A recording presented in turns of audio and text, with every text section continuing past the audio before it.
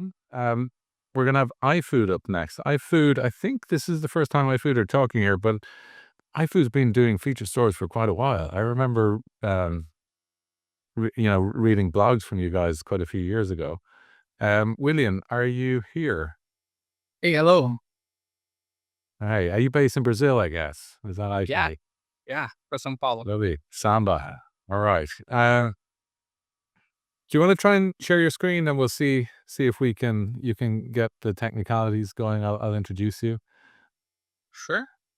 Okay, so William Maria is the ML platform lead at iFood, and he's focused on building and scaling in-house ML solutions for real-time workloads. Awesome. William, go ahead. We can hear you fine, and I can see your screen, so go for it.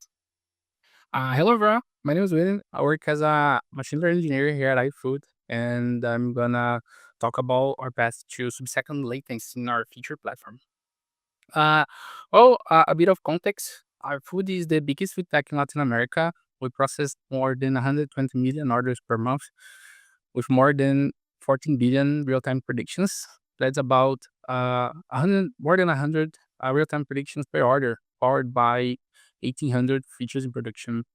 So, AI is present throughout the entire customer journey, from the moment you open the app and get personalized recommendations for dishes and restaurant, or during delivery when we optimize driver location, estimate delivery time, and after that too, when we use models to optimize the use of marketing ads and coupons. So AI, uh, all of these relies on hundreds of features, many of them requiring ultra low latency, and that's where our path begins. So at the beginning, it's quite a while we've been building this feature platform, and from the beginning we wanted to make the the definition of the feature much easier for a data scientist. The idea was to build something that is much easier to test and to iterate and to create features. So we decided to go for a declarative way of feature definition.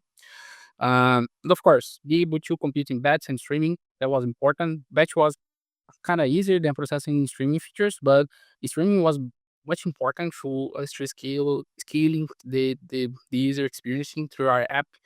And one thing we noticed too is that most of our features were the same description with a different windows. So Spark natively it cannot compute multiple windows at the same time with the same query. So that was something we would like to do in that time. And of course, support online, offline, and all that stuff that a feature platform should be able to support. So at a time we decided to go and build our custom engine that support all of that, and we decided to go with Spark structure streaming and flat map groups of state. So we basically use arbitrary stateful aggregations in our platform. Uh, so for us, a feature is a variation of a few fields. For instance, a search, for instance, orders for us is the most important. A duration, last 7 days, last 30 days, last 60 days. An aggregation type, sum, mean, max, count. Um, uh, a value, so what you're summing, what you are collecting.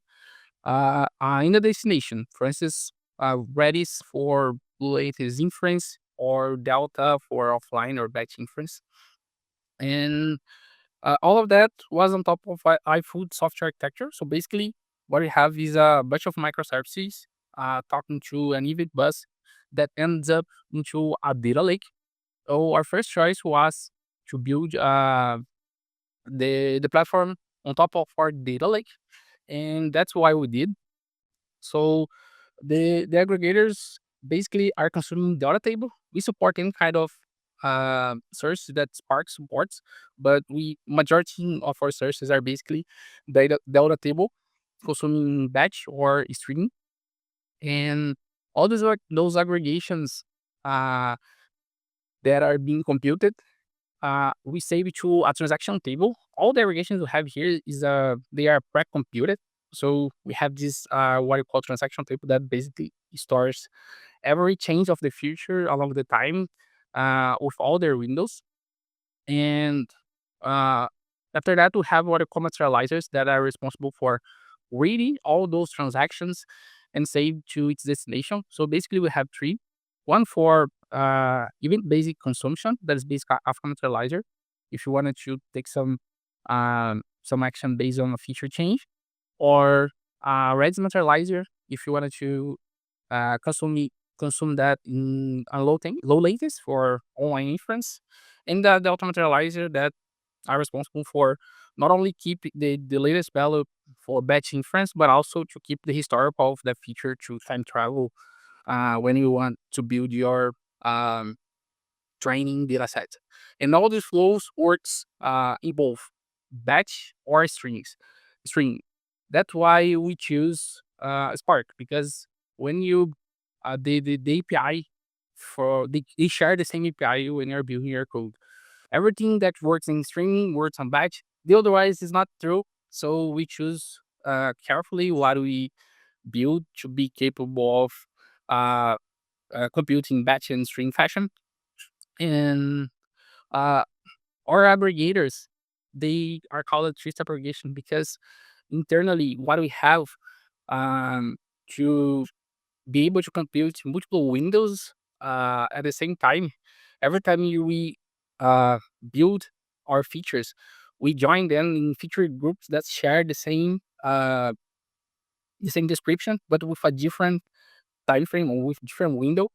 And inside the state storage of our aggregators, basically what we store smaller fixed windows, and from that we can build any variation uh, of that feature that is inside those smaller windows. For instance, if I'm computing the last 7 days of feature, we also can emit a 3 days windows and the last day windows, just summing the smaller windows and publishing the final results to the next step.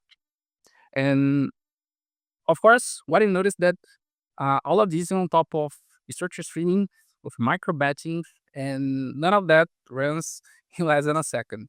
So what we always have here, um, the entire pipeline runs on at least 5 minutes. So it's usually 5 to 10 minutes to compute a feature end to end.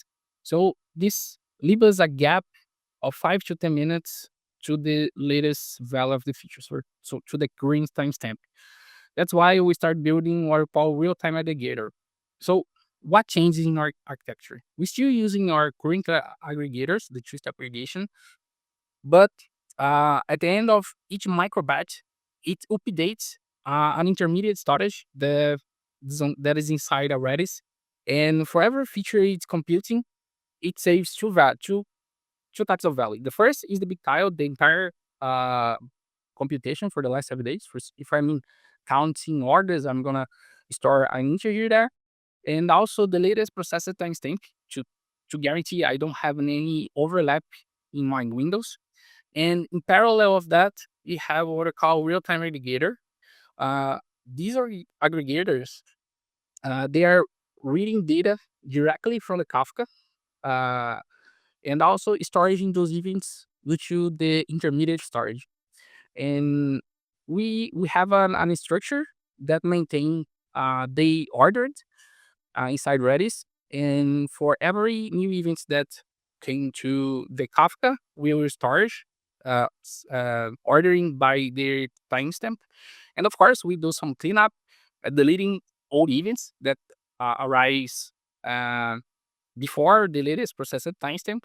And also for every event that arrives, we recompute the feature. So basically, what it means, we get the latest processed state made by the three-step aggregation. We also get all the events that happens after the latest processed timestamp, join them, and publish to a final Redis.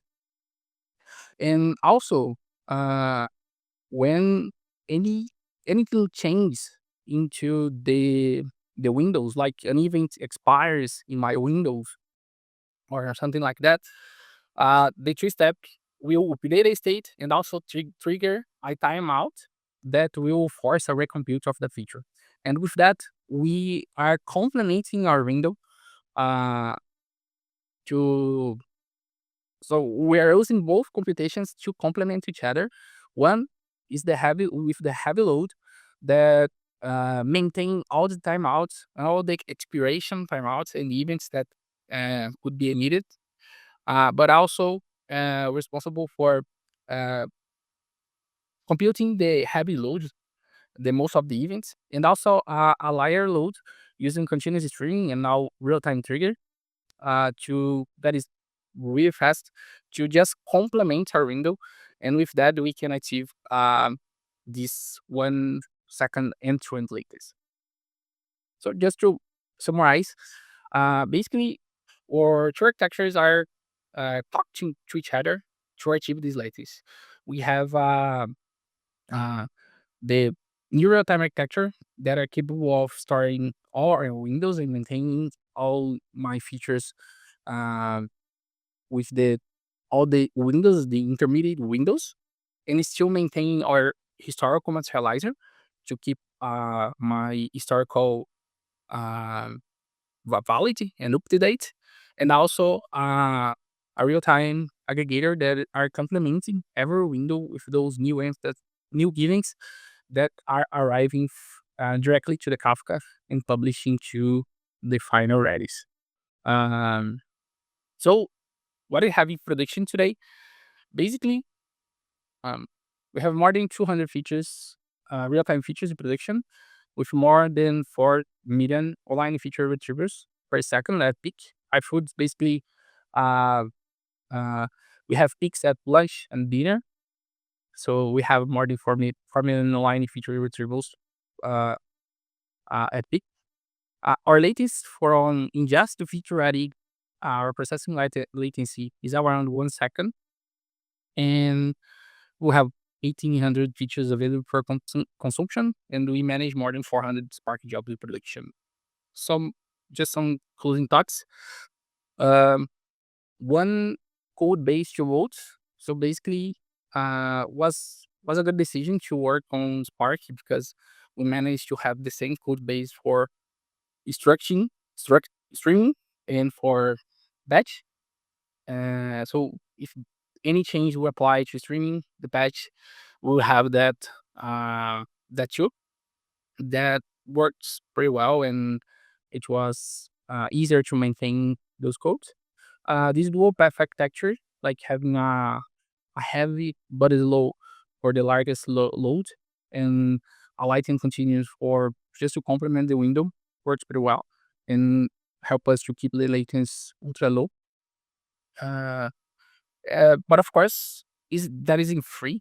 So since we have two pipelines running in parallel to compute the same feature group and to complement each other, we are expanding more on those pipelines. So we try to keep the uh, those those pipelines for features that are that is really important for our business, like to keep them ultra fresh, and also having this Redis as this speed layer makes sense for us since the intermediate strategy is very flexible to sharing data across webs and also ultra fast uh, for that.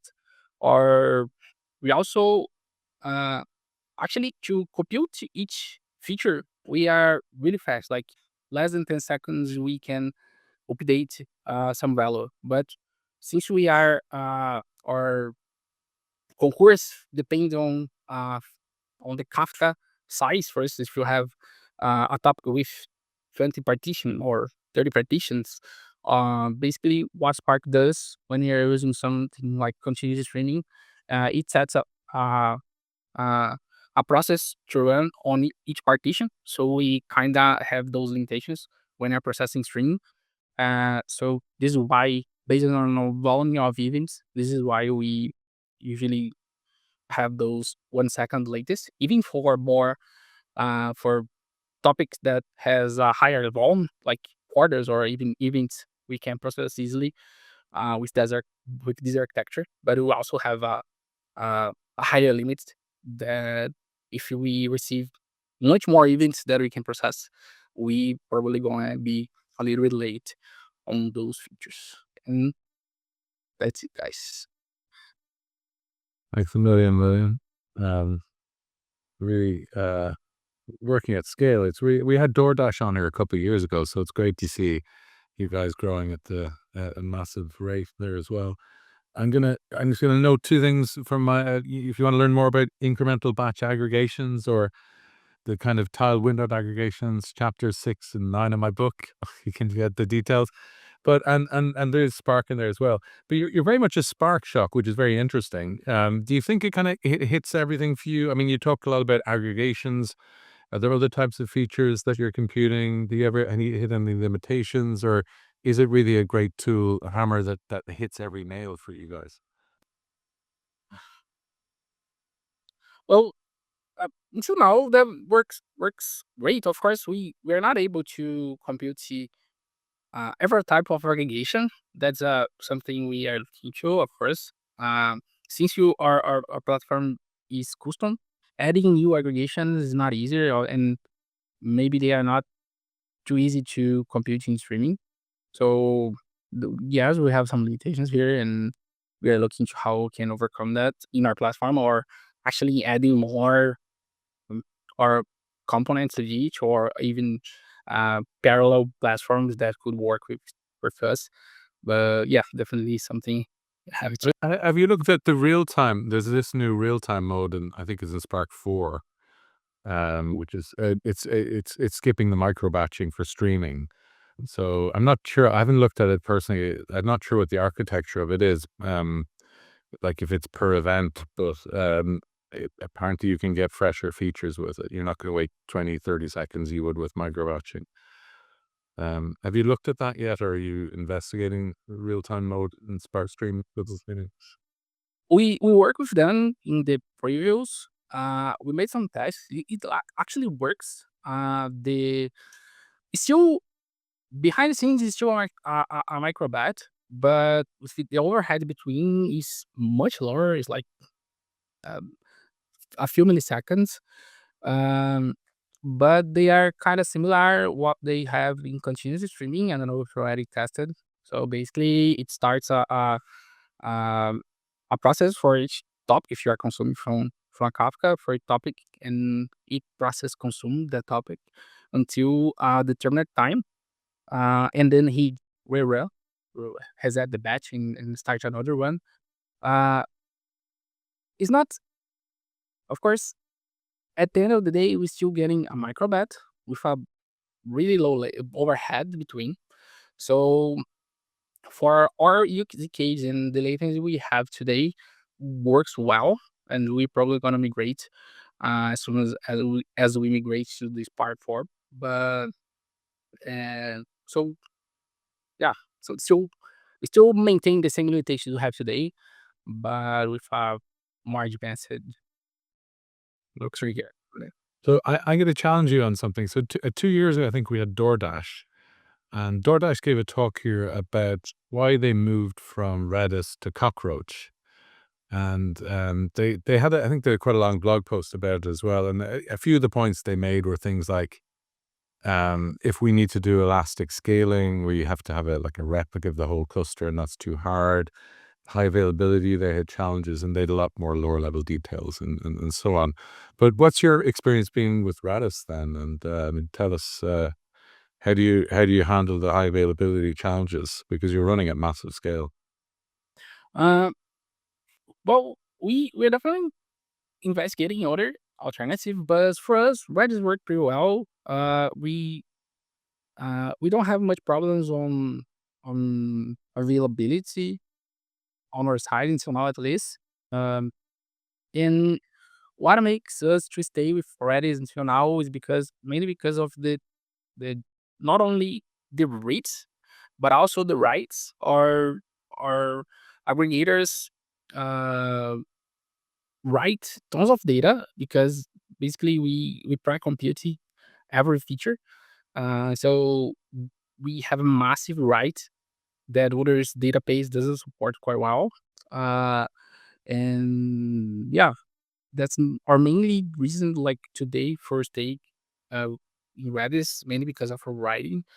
But also for reading, it works pretty well for us. We never had any major problem in availability. Of course, we have some. When you lose some nodes, you can actually lose some updates. So have to make sure um, when that happens. But yeah, for us, we didn't have major problems on that yet. So, All right. Thanks again, William, and good luck with the scale and the growing data volumes at iFood, and we'll interesting to see how that evolves.